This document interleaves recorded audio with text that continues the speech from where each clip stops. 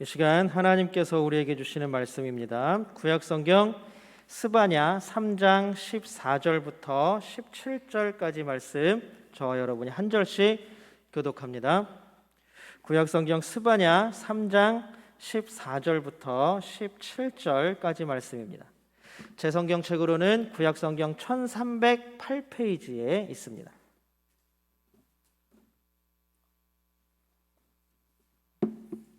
구약성경 스바냐 3장 14절부터 17절까지 말씀입니다. 저와 여러분이 한 절씩 번갈아 읽겠습니다. 제가 먼저 14절 읽습니다. 시온에 따라 노래할지어다. 이스라엘아 기쁘게 부를지어다. 예루살렘 따라 전심으로 기뻐하며 즐거워할지어다.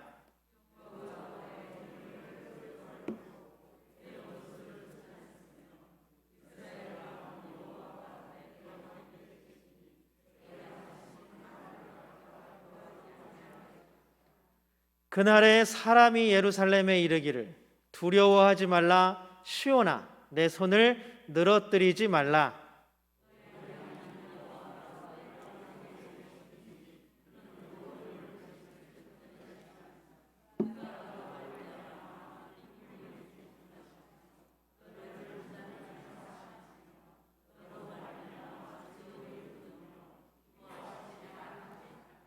아멘. 예배하는 모든 성도님들 주님의 이름으로 환영합니다. 부르신 주님께서 이 시간 임재하시고 예배하는 우리 모두를 만나주시기를 주님의 이름으로 축복합니다. 우리 함께 예배하는 모든 분들과 인사 나눌까요? 옆에, 앞에, 뒤에 계신 분들과 얼굴 보면서 인사 나눕니다. 사랑합니다. 축복합니다.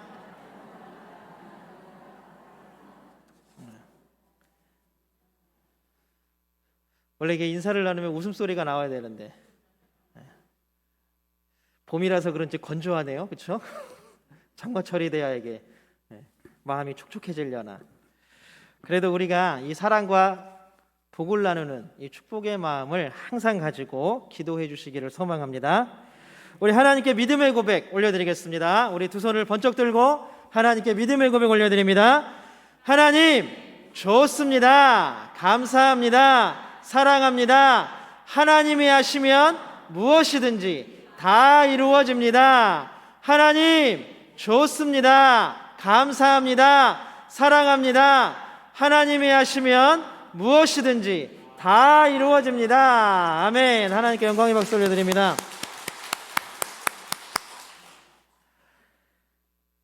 얼마 전에 뉴스에 치킨집 이야기 때문에 가득 찬 일이 있었습니다. 일명 돈줄 난 치킨집이라고. 돈줄이 뭔지 아세요? 우리가 혼난다 그럴 때 혼줄 난다 그러잖아요. 돈으로 혼내준다고. 그 이유인 즉슨 한 고등학생이 이 치킨집이 이제 프랜차이즈 대리점이에요. 그 본사 사장한테 손으로 쓴 편지를 보낸 거예요. 이 고등학생은 어렸을 때 부모님을 다 엄마 아버지를 다 잃었어요. 그래서 지금 현재 나이 많으신 할머니 그리고 7살이나 자기보다 어린 초등학생인 동생과 함께 살아가고 있습니다. 할머니는 이제 뭐 폐지를 주스러 다니시고 뭐 이러면서 일을 하시고 이 고등학생 이 친구는 뭐 편의점 아르바이트도 하고 뭐 이렇게 저렇게 하면서 살았나 봐요. 그런데 코로나가 시작되니까 일하던 편의점도 이런 장사가 잘 안 되잖아요. 그러니까 이제 고등학생인 아르바이트들부터 이제 다 자르기 시작했대요. 그리고 더 이상 일을 구할 수가 없으니까 뭐 나이를 속이고 택배 물류센터에 가서 이제 상하차 하는 일을 하기도 했는데 사실 그렇게 해서 세 식구가 살기는 그렇게 풍성하지는 않죠. 그래서 이 7살이나 어린 초등학생 동생이 초등학생이니까 또 철이 없겠죠. 그런 사정과 형편을 뭐 잘 알겠어요. 맨날 형한테 떼를 쓰는 거예요. 치킨 하나만 사달라고. 치킨 하나만 사달라고. 어느 날도 치킨집 앞을 이렇게 지나가는데 이렇게 막 떼를 쓰는 거예요. 왜 막 쳐다보는데 갑자기 사장님이 나오시더니 들어오더니 그 치킨을 막 주더래요. 음료수하고 막 주더래요. 돈이 없는데요. 그랬더니 걱정하지 말고 먹어. 다 먹고 났는데 이제 돈도 안 받고 명함을 하나 이렇게 딱 주면서 또 먹고 싶으면 또 와. 매일 와도 돼. 그랬대요. 근데 미안하니까 이 고등학생이 형은 못 가는 거예요. 그리고 또 바쁘니까 막 이리저리 막 어떻게든지 일을 해야 되니까 못 갔어요. 그런데 어느 날 집에 들어갔더니 이 초등학생 동생이 머리가 못 깎아가지고, 요새 머리 자르는 비용도 만만치 않잖아요. 머리를 못 잘라갖고 항상 덥수룩했는데 깔끔하게 머리가 잘려 있더래요. 깨끗하게. 무슨 일이냐 그랬다 알고 봤더니 이 동생은 치킨집이 어딘지 알잖아요. 동네니까. 매일 간 거예요. 매일 가서 치킨을 얻어먹고 온 거예요. 근데 이 치킨집 사장님 이렇게 보니까 머리가 너무 덥수룩하니까 그냥 미용실에 데려가서 머리도 깎고, 또 때로는 데리고 가서 목욕도 시키고 이제 그러셨나 봐요. 그러니까 너무 감사한 거죠. 감사해서 이제 그 치킨집을 하고 있는 본사 사장님한테 이런 일이 있었습니다. 그러면서 편지를 보낸 거예요. 그러면서 아직까지도 이런 사람들의 은혜를 입었으니까 제가 정말 힘들고 어려웠는데 이분 때문에 참 많이 힘이 났고 다시 살아갈 용기를 얻었습니다. 라고 편지를 써서 그 편지가 굉장히 화제가 됐던 적이 있습니다. 그래가지고 그 소식을 들은 사람들이, 또 우리나라 사람들은 남의 일에 참견 잘하잖아요. 그러니까 그 치킨집에 막 배달을 시키는 거예요. 막 배달을. 그런데 사실 이 사장님도 코로나 때문에 장사가 안 돼서 계속 월세도 못 내고 가게를 팔아야 되나 말아야 되나, 또 가게 문 닫아놓고 자기도 배달 아르바이트, 오토바이 타고 배달 아르바이트를 했다 그래요. 너무 장사가 안 되니까 월세라도 내야 되는데. 그런데 이 친구가 또 그렇게 하고 사람들이 그렇게 또 돕고 하니까 또 이 사장님도 그러는 거예요. 나는 별거 아니라고 생각을 했는데 또 이렇게 나를 도와주는 사람들이 있으니까 나도 다시 살아갈 힘을 얻었습니다. 라고 이야기를 하더랍니다. 뉴스에 나올 만한 일이죠. 네, 뉴스에 나올 만한 일입니다. 근데 이분이 교회를 다니는지 안 다니는지는 모르겠어요. 근데 이분이 SNS에 쓴 글 마지막에 뭐라고 써 있냐 하면, 제가 항상 축복하며 기도하겠습니다. 라고 썼더라고요. 그 말이 저는 되게 마음에 와닿았습니다. 얼마나 우리는 다른 사람들을 축복하며 기도하며 살아가는지 다시 한번 보게 됐고, 우리 때문에, 나 때문에 과연 어떤 사람이 힘을 얻어서 다시 살아갈 용기를 얻었는지, 우리는 그런 선한 영향력을 혹시 끼치면서 살아가고 있는지 다시 한번 반성하게 되는, 뒤돌아보는 계기가 되었습니다. 지금 우리가 살아가는 세상이 결코 만만하지만은 않습니다. 직장생활 하시는 분들은 직장생활 하시는 대로, 자영업 하시는 분들은 또 자영업 하는 대로, 또 학생들은 학생들 나름대로, 또 졸업한 사람들은 취업하기 위해서 최선의 노력들을 다하지만 우리가 마음먹은 대로 되지 않아서 힘들고 어렵습니다. 아마 나는 정말 인생 자체가 너무 평안해요, 나는 힘도 들지 않아요 라고 말할 수 있는 사람이 이 세상에 몇 명이나 될까요? 아마 별로 없을걸요. 어쨌든 지금은 제가 예전에 설교 때 인용했던 피로사회라는 책이 나올 정도로 힘들고 어려운 세상입니다. 여기 앉아 계신 여러분들은 어떠십니까? 지치셨습니까? 힘드십니까? 어려우십니까? 그 이유가 어떤 것입니까? 질병, 혹은 관계, 아니면 경제적인 문제들, 아니면 자녀들의 문제들, 어떤 이유가 가장 우리를 힘들게 하십니까? 그러나 여러분, 기죽지 말고 힘을 내십시오. 여러분들 가운데 새로운 힘이 넘쳐나기를 주님의 이름으로 축복합니다. 분명 제가 지금 드리는 말씀이었지만 이 말씀은 또 우리가 오늘 읽은 본문에서 하나님이 우리에게 주시는 음성이기도 합니다. 우리 16절 말씀 같이 한번 읽어볼까요? 16절입니다. 같이 한번 읽어보겠습니다. 시작. 그날에 사람이 예루살렘에 이르기를 두려워하지 말라. 시온아, 내 손을 늘어뜨리지 말라. 내 손을 늘어뜨리지 말라. 이게 무슨 뜻이냐면, 그러니까 어깨가 축 처지고 지치고 힘들어서 그냥 손이 땅바닥까지 이렇게 쭉 내려간 거예요. 그러니까 하나님께서 말씀하시는 거예요. 내 손을 늘어뜨리지 말라라는 건 뭐예요? 힘내라, 이个뜻이에요. 이 똑같은 구절을 한번 공동번역 성서로 한번 읽어보기를 원합니다. 공동번역 성서는 우리 개신교하고 카톨릭하고 같이 함께 번역한 성서예요. 그래서 이 공동번역성서는 서점에 가시면 카톨릭용이 있고 개신교용이 있어요. 그러니까 카톨릭용 공동번역성경에는 외경이 들어가 있고 개신교 공동번역성경에는 외경이 안 들어가 있습니다. 이 차이만 있지 카톨릭과 개신교가 같이 연합해서 번역한 성경입니다. 우리 16절 한번 같이 읽어보겠습니다. 시작. 그날이 오면 예루살렘에 이렇게 일러주어라. 아멘. 여러분 개역개정 성서에서는 뭐라고 표현했어요? 내 손을 늘어뜨리지 말라. 다음 PPT 좀 넘겨주세요. 네. 내 손을 늘어뜨리지 말라. 요거는 우리가 보고 있는 개역개정 성경이에요. 그리고 웬만한 많은 성경들은 다 이렇게 내 손을 늘어뜨리지 말라, 내 손을 떨어뜨리지 말라라고 번역을 하고 있습니다. 그런데 우리가 같이 보았던 공동번역 성경에는 뭐라고 나와 있냐면 다시 한번 읽어볼까요? 시작. 기운을 내어라, 힘을 내라 이렇게 표현할 수 있겠죠. 이렇게 번역이 되어 있습니다. 그리고 또 많은 영어 번역 성경에도 내 손을 늘어뜨리지 말라, 내 손을 떨어뜨리지 말라라고 번역이 되어 있는데 그 중에 한 영어 번역 성경 NLT라고 리빙 바이블입니다. 리빙 바이블에는 뭐라고 써 있냐면 영어죠. 네, 철업. 우리 옛날에 걸그룹이 불렀던 철업철업. 취업. 이 뭐예요? 힘을 내, 용기를 내, 기운을 내라는 뜻입니다. 여기 리빙 바이블에 우리나라에는 쉬운 성경이라고 번역되어서 들어와 있습니다. NLT 성경에는 cheer, 힘을 내라, 용기를 내라 이렇게 나와 있습니다. 오죽했으면 하나님께서 기운을 내, 힘을 내, 용기를 내 이렇게 말씀하실까요? 스바냐서 1장은 스바냐서는 1장부터 계속해서 뭘 얘기를 하냐면 야훼의 날, 다른 말로 하면 심판의 날을 선포합니다. 현재 유다의 왕은 누구냐 하면 요시야 왕이에요. 여러분들 다 들어보셨죠? 요시야 왕 어떤 왕입니까? 이스라엘의 마지막 개혁을 이끌었던 왕입니다. 하나님께로 돌아가자, 말씀으로 돌아가자, 율법으로 돌아가자 그러면서 성전을 보수하고 했던 왕입니다. 그런데 그거는 훗날의 일이고 지금 스바냐 때에 왕위에 등극한 요시야는 몇 살이었냐 하면 8살이었어요. 8살. 그의 아버지였던 아몬 왕, 그의 할아버지였던 므낫세 왕, 이 둘은 남유다에서도 굉장히 유명한 악한 왕이었습니다. 악한 왕. 악한 걸로 치면 1, 2등을 가릴 수가 없어요.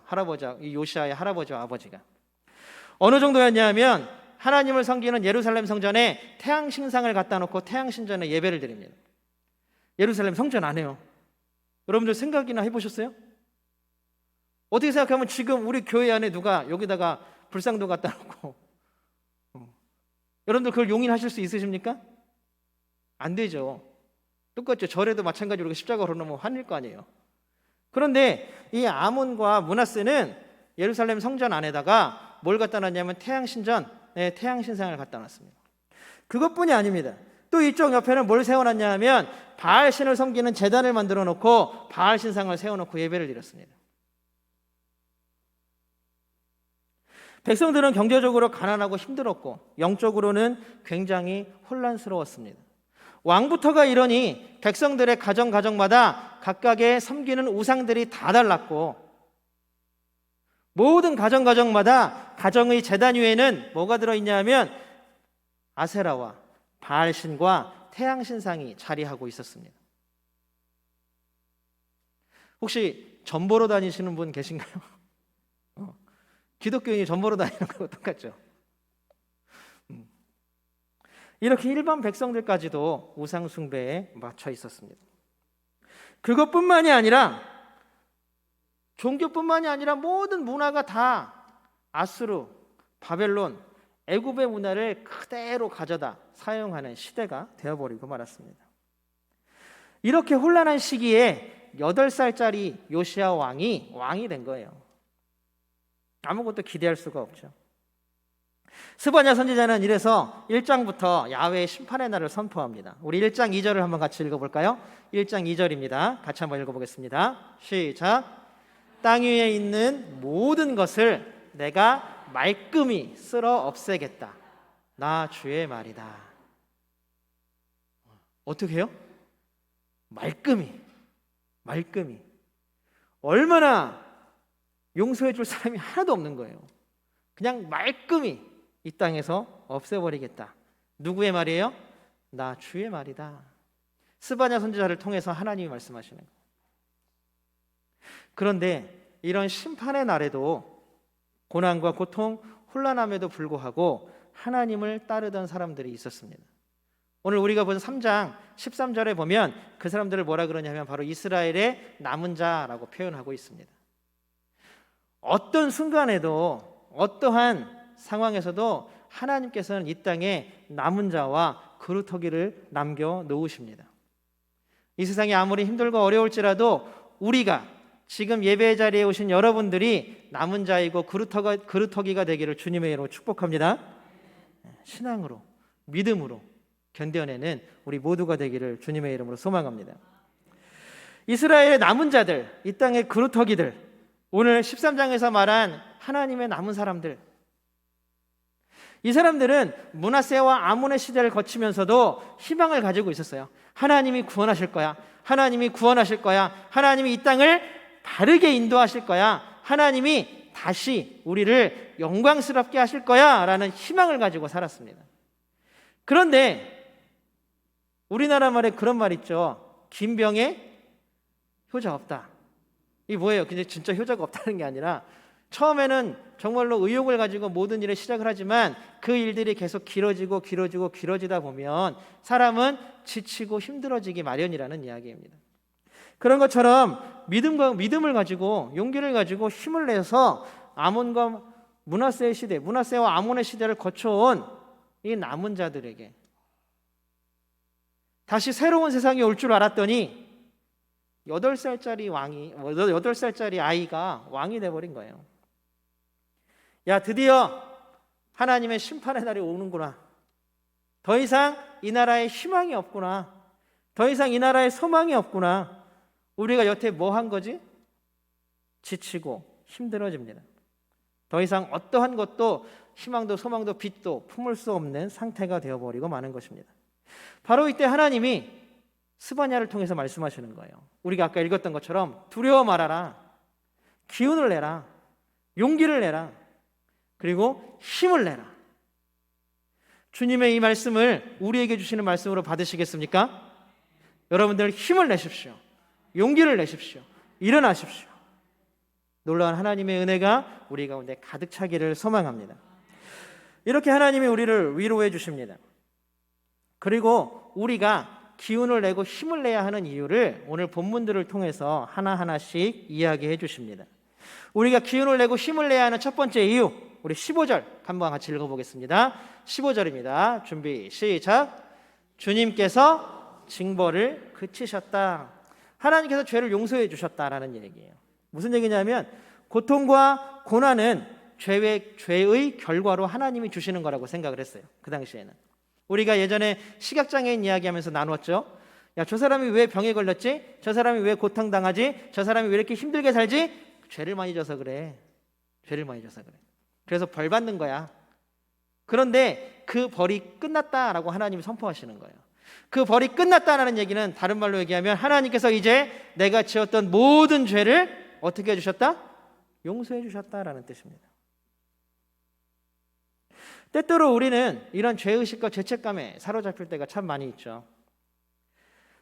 야, 우리 집이 이렇게 힘든 게 내가 잘못한 게 많아서 그런 거 아닐까? 내가 잘 못 살아서 나의 인생이 이렇게 풀리지 않는 거 아닐까? 내가 우리 집 아이들을 잘못 키우고 있는 거 아닐까? 내가 가족들을 사랑으로 대하지 못하는 거 아닌가? 내 안에 사랑이 없나? 내가 다른 부모보다 우리 아이들에게 잘해주지 못해서 우리 아이들이 이렇게 힘든가? 이런 자책은 우리를 계속해서 고난, 걱정, 근심, 고통 가운데로 몰아넣습니다. 좌절하고 힘을 잃게 만들고 관계를 어렵게 만듭니다. 부모님들이 하는 얘기 맨날 있잖아요. 내가 해준 게 없어서, 내가 못 해줘서. 그런데 그런 죄책감과 그런 죄의식이 우리를 가장 힘들게 하는 이유입니다. 이런 우리들을 향해서 스바냐 선지자는 우리를 선포합니다. 하나님이 우리의 벌을 그치셨다. 하나님의 자비와 은혜가 우리 가운데 임하였다. 그러니 백성들아, 하나님의 사람들아, 이제 그만 힘을 내어라. 팔을 늘어뜨리지 말고 이제 힘을 내어서 일어서라. 그 이유가 뭐라고요? 하나님이 우리를 용서하셨기 때문이라는 것입니다. 여러분, 유명한 소설가 해밍웨이가 쓴 세속의 신전이라는 단편 소설이 있습니다. 우리 기회가 되면 한번 구해서 읽어보시면 참 좋을 것 같아요. 해밍웨이의 세속의 신전이라는 책에 이 소설의 배경은 스페인입니다. 아버지하고 아들하고 굉장히 사이가 안 좋아서 막 다투고 싸우고 아들이 집을 나가버렸어요. 이제 세월이 지나서 아버지가 아들을 용서하고 싶은 마음이 생겼습니다. 아들을 너무 보고 싶은 마음이 생겼습니다. 그래서 결심합니다. 집 나간 아들을 찾기 위해서 이제 신문 광고를 내는 거예요. 뭐라고 내냐면 이름이 파코예요. 아들 이름이 파코. 파코야, 21일 화요일 정오에 몬타나 호텔에서 만나자. 아빠가. 이렇게 딱 신문 광고를 냈어요. 그리고 이제 날짜가 돼서 시간이 돼서 그 몬타나 호텔에 딱 가봤어요. 그랬더니 800명이 모여 있는 거예요. 근데 그 이름이 다 파코래요. 800명에 모여 있는 사람들 이름이 다 파코래요. 이 파코는 스페인에서 굉장히 흔한 이름 중에 하나라 그래요. 우리나라에서 제일 흔한 이름이 뭐죠? 철수, 영희 이런 것처럼 흔한 이름이었다 그래요. 근데 이 얘기는 그냥 웃자고 하는 얘기가 아니라 이 이야기를 통해서 우리가 볼 수 있는 것은 그만큼 아버지께 용서를 받고 싶은 아들이 800명이나 되었다라는 사실입니다. 여러분, 자기 자신 때문에 나 때문에 이렇게 되었다, 나 때문에 힘들다, 나 때문에 어렵다, 나 때문에 일이 안 풀린다, 이런 자책감에 빠지지 마십시오. 하나님께서 분명히 우리를 용서해 주셨습니다. 바울이 선포한 것처럼 우리 주 예수 안에 있는 자들에게는 결코 정죄함이 없습니다. 이것이 우리를 향한 하나님의 선포이신 줄로 믿습니다. 그러니 여러분, 힘을 내십시오. 부활의 주님께서 우리의 모든 죄를 자신의 생명으로 용서하셨습니다. 정말 놀라운 일 아닙니까? 오늘 부활절 셋째 주일이잖아요. 벌써 부활의 감격을 잊어버리셨어요? 부활하신 주님께서 자신의 목숨으로, 자신의 생명으로 우리를 용서하신 줄로 믿습니다. 우리가 또 힘을 내야 하는 두 번째 이유는 바로 17절에 나옵니다. 우리 17절 한번 같이 볼까요? 17절입니다. 같이 읽겠습니다. 시작. 너의 하나님 여호와가 너의 가운데에 계시니 그는 구원을 베푸실 전능자이시라. 결론부터 말씀드립니다. 하나님이 우리와 함께 하십니다. 그러니 힘을 내십시오. 다시 한번, 하나님이 우리와 함께 하십니다. 그러니 여러분들 힘을 내십시오. 여러분 혹시 파리가 미국에 갈 수 있는 방법을 아세요? 파리가 아무리 열심히 나른다고 날아서 한국에서 미국까지 갈 수 있을까요? 안 해봐서 모르죠. 한 가지 방법이 있어요. 뭐냐면 파리가 비행기에 타면 돼요. 신기하죠? 자기 힘으로 갈 수 없는 미국을 파리는 비행기를 타면 갈 수 있습니다. 제가 예전에 제주도를 이렇게 제주랜다. 태국에 가는데 태국에 가는 비행기 안에서 막 얘기하다가 또 자다가 일어나다가 5시간이나 걸리더라고요. 천장을 우연히 봤는데 비행기 천장에 파리가 붙어 있는 거예요. 날아가는 동안에는 문을 연 적이 없으니까 얘는 어디서 온 거예요? 한국에서 같이 온 거잖아요. 아, 얘도 비행기를 타면 태국이든 미국이든 어딘지 갈 수 있구나. 놀라운 일이죠. 놀라운 일입니다. 하나님이 우리와 함께 하십니다. 여러분, 우리가 하나님과 함께 한다면 무엇이든지 이룰 수 있는 줄로 믿습니다. 반대로 얘기하면 우리가 하나님 곁에서 떨어지지 않으면 됩니다. 우리가 핸드폰 배터리가 떨어지거나 뭐 이러면 어떻게 해요? 충전기에 꽂잖아요. 그런 것처럼 지금 지치고 힘든 우리들을 날마다 하나님께 붙여서 살아가십시오. 하나님께서 새 힘을 주실 줄로 믿습니다. 우리에게 필요한 건 단 한 가지, 하나님이 우리와 함께 하신다는 것을 믿는 일일 뿐입니다. 여러분, 하나님이 우리와 함께 하십니다. 그러니 힘을 내십시오. 한 가지 기억할 것, 날마다 하나님과 동행하는 우리들이 되어야 할 줄로 믿습니다.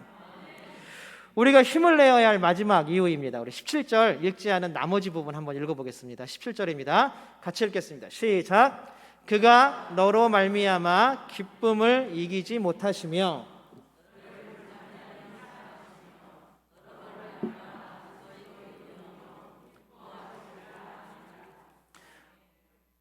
하나님께서 너, 나, 곧 우리 때문에 기뻐하시고 우리를 사랑하신답니다.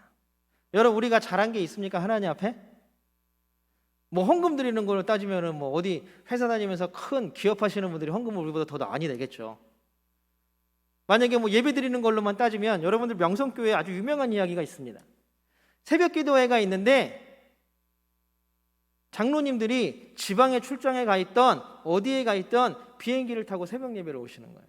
아니면 차를 몰아서 새벽 예배 오시는 거예요. 김상환 목사님이 옛날에, 지금은 좀 말이 많지만 영성교회 김상환 목사님이 예전에는 내일 새벽 기도회입니다. 그리고 밤중에 장로님들한테 딱 문자를 보내 연락을 한대요. 그러면은 그분이 제주도에 있던 부산에 있던 어디에 있든지 간에 다음날 새벽에 어김없이 와서 자리에 앉아 있다라는 거예요. 뭐 예배에 참석하고 출석하는 걸로만 따지면 우리가 이분들을 따라갈 수 있겠습니까? 저도 못 따라갈 것 같아요. 도대체 우리가 무엇을 했고 하나님의 칭찬받을 일이 뭐가 있다고 하나님이 우리를 기뻐하시고 우리를 사랑하신다라는 말입니까? 하나님은 그냥 있는 나, 그냥 존재하는 나를 사랑하시는, 하나님은 나를 사랑하시는 거예요. 하나님은 여러분을 그냥 있는 그대로 사랑하시는 분인 줄로 믿습니다. 여러분들 자녀들, 손주들을 한번 보세요. 자녀들, 손주들이 막 용돈을 많이 줘서 이쁘고 사랑스러우세요? 아니면 맨날 와갖고 애교를 떨어서 이쁘고 사랑하세요? 그러신가 보다. 아니면 공부를 막 전국에서 1등하고 막 이래서 사랑스러우세요? 아니잖아요. 그냥 내 핏줄, 내 자녀, 내 손주라는 이유만으로 예쁘고 사랑스럽고 기쁘잖아요. 하나님의 사랑이 그렇다라는 것입니다. 우리가 특별하고 뭐가 잘나서가 아니라 그냥 하나님께서 낳게 하셨고 하나님께서 생명 주신 하나님의 자녀이기 때문에 우리를 기뻐하시고 사랑하신다는 말입니다. 얼마나 놀랍고 귀한 사랑입니까? 여러분, 이 말씀에 힘이 나십니까? 사랑하는 성도 여러분, 삶에 지쳐서 힘이 드십니까? 아니면 관계가 틀어지고 마음이 무너져서 아프십니까? 아니면 하고자 하는 일이 뜻대로 되지 않아서 속상하고 내 팔이 땅바닥에 닿을 정도로 느려뜨려지십니까? 지금 그런 우리들에게 하나님께서 선포하십니다. 힘을 내라, 내가 너의 죄를 용서했다. 힘을 내라, 내가 너와 항상 함께한다. 힘을 내라, 내가 너를 기뻐하고 사랑한다. 이 놀라운 하나님의 선포가 우리에게 새로운 힘을 불어넣는 선포가 되기를 주님의 이름으로 소망합니다. 여러분, 저도 이 자리에서 마지막으로 선포합니다. 사랑하는 성도 여러분, 힘을 내십시오. 저도 여러분과 함께 기도하겠습니다. 사랑하는 성도 여러분, 힘을 내십시오. 우리 모두가 서로 사랑으로 사랑이 풍성케 되는 삶을 살기를 주님의 이름으로 축복합니다. 이번 한 주의 삶이 하나님의 이 놀라운 말씀으로 힘을 내는 한 주가 되기를 소망합니다. 또 우리 주변에 힘을 잃고 어렵고 힘든 사람들에게 힘을 주고 다시 용기를 주는 믿음의 사람들이 다 되시기를 주님의 이름으로 축복합니다. 우리 시간 함께 찬양할 텐데요. 오늘 함께 드린 찬양은 아마 처음 해보시는 분들도 있을 거예요. 그런데 제가 너무 좋아서 오늘 스바냐 3장 17절 이 말씀을 노래로 만든 거예요. 이 말씀을 하나님이 나로 인해 하나님이 너로 인해 기뻐하시고 사랑하신다. 이 놀라운 말씀이, 이 놀라운 가사가 우리 가운데 큰 은혜가 되기를 주님의 이름으로 소망합니다.